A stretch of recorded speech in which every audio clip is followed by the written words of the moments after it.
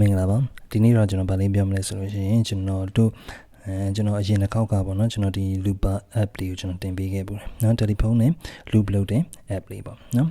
အဲ့အလေးကိုကျွန်တော်ဒီနေ့ကလီးပြမှာဖြစ်ပါတယ်။ဒီနေ့မှာတော့ကျွန်တော် guitar လေးနဲ့ကျွန်တော်စမ်းပြီးတော့ကျွန်တော်ကလီးပြမယ်။ bass တို့အနေနဲ့ကတော့ guitar မှမဟုတ်ဘူး။ကျန်တဲ့ဟာဘယ် instrument ပဲဖြစ်ဖြစ်ပေါ့နော်။နောက်ဆုံးမှာ beatbox ဆိုလို့ရှိရင်လည်း beatbox တွေနဲ့ပဲဖြစ်ဖြစ်ပေါ့နော်။vocal acapella တွေအစရှိသဖြင့်ပေါ့နော်။ကိုကြိုက်တဲ့ဟာနဲ့ကိုကလီးလို့ရမှာပေါ့နော်။အဲ့တော့ကျွန်တော်ဒီ loop station တွေပါဝယ်လို့ရှိရင်လည်းနော်ဈေးတွေကြီးနေမယ်ဆိုလို့ရှိရင်ဒီဟာလေးနဲ့ကျွန်တော်စမ်းပြီးတော့ကျွန်တော်တို့ loop လေးလုပ်လို့ရတာပေါ့။အဲ့တော့ကျွန်တော်စမ်းပြမယ်နော်အဲ့တော့39ကျွန်တော်ကဒီမှာ new looper လေးဖွင့်ထားတယ်ဖွင့်ပြီးရင်ကျွန်တော် new ခေါ်တာလေ new ခေါ်လိုက်မယ် new ခေါ်လိုက်လို့ရှိရင်ဒီမှာဒီ3ခွက်နဲ့အောက်ကအချောင်း2ချောင်းအဲ့ဒီ3ခွက်လေးကျွန်တော်ကြားလာလိုက်မယ်ကြားလာတဲ့ဟာမှာညာဘက်ဆောင်ဆုံးဟာကျွန်တော်တို့ကတန်ဖိုးဖြစ်တယ်နော် BPM ဖြစ်တယ်အဲ့ကိုကျင်းတဲ့တန်ဖိုးကျွန်တော်ထားမယ်နော်အောက်မှာနှိပ်တိုင်းတော့ဒါနေသွားတာပေါ့တန်ဖိုးကနော်အပေါ်ဆိုလို့ရှိရင်တော့မြင်လာမှာပေါ့နော်အဲ့တော့ကိုကြိုက်တဲ့တန်ဖိုးကိုကျွန်တော်တို့ထားမယ်အလျားဟာတော့ကျွန်တော်တို့ကပါရှိလဲဆိုတော့ကျွန်တော်နော် beat ဖြစ်တယ်နော်ဘယ်လောက်ထိရမလဲဆို9 beat ထိရမယ်နော်ပြီးရင်ဒီကောင်ကနော်ဘာဘယ်နှပါးတိမှာလဲ1တပါးနေစပြီးတော့ကျွန်တော်တို့32ပါး32ပါးထိရမယ်နော်ပြီးရင်အောက်က create metronome နော် metronome စတော့မှာလားပေါ့နော်သူကmetronome လေးစပေးထားတော့နောက်ပြီး input နော် loop master loop တွေ input လုပ်မလားပေါ့နော်ကျွန်တော်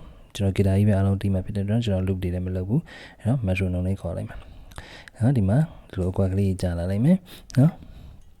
record ကဖန်လာတာမသိဘူးဘယ်နာဟောအခုမှပဲပြန်ပိတ်မိသွားတယ်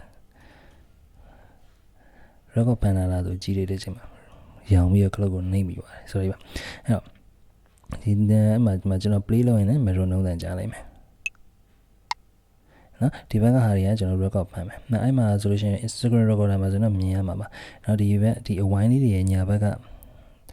ခါလေးကိုနှိပ်လိမ့်မှသာလေ record ဖမ်းပါနော်ဘယ်ဘက်ကဟာကြတော့သူ mute လုပ်တဲ့ဟာလေးပေါ့နော်အဲ့တော့ကျွန်တော်အများကြီးပြောကျွန်တော်စမ်းပြီးတော့ကျွန်တော်တီးပြမယ်ကျွန်တော်ဒီမှာ recorder က stand မရှိတဲ့အတွက်ကြောင့်အဲ့လိုချလိုက်တီးလေးဖြစ်နေတော့တခါလေးကျွန်တော်စမ်းပြီးတော့ကျွန်တော်တီးကြည့်ပေးမယ်ပေါ့နော်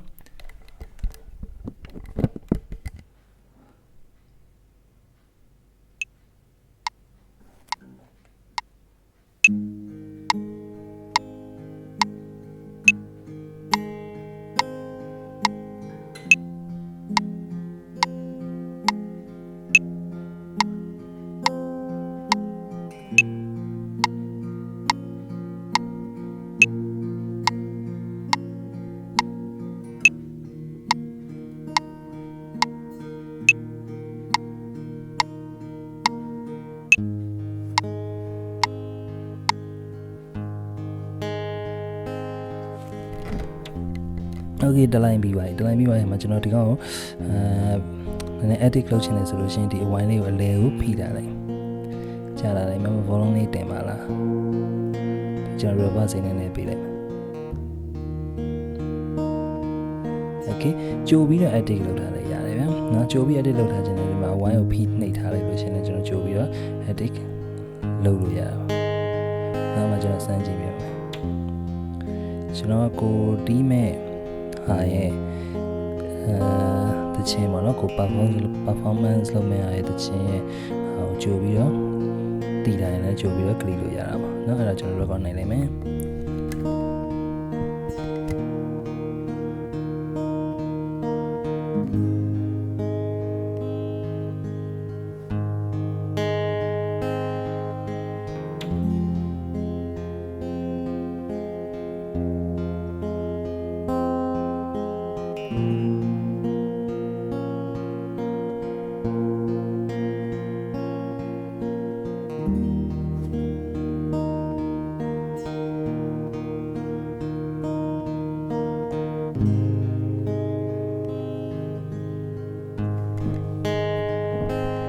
နော်မှာခုနကကျွန်တော်ပြောတော့ mute လုပ်ချင်တယ်ဆိုလဲကျွန်တော်ဒီဘက်မှာကျွန်တော်တို့ mute လုပ်လိုက်လို့ရတယ်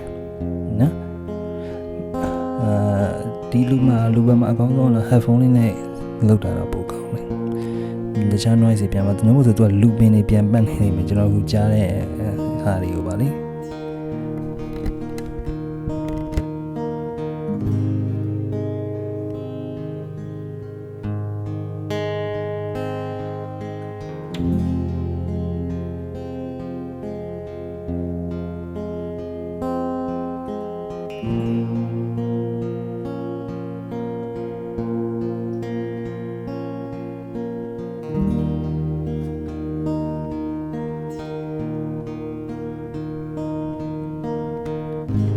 နော်ပြီးတော့မှကျွန်တော် follow နေပါလေလုံးမယ်ဆိုခုနကလိုပဲကျွန်တော်အဝိုင်းလေးနဲ့အဝိုင်းလေးကိုလည်းဖိနေတယ်လို့ရတယ်ခုနကကျွန်တော်စကားပြတ်သွားတာပေါ့နော်ဟိုဒီချိန်လေးတွင်မှာဒါ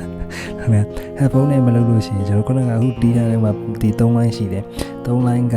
နောက်တစ် line နဲ့မှာသွားပြီးတော့ loop ပတ်နေတယ်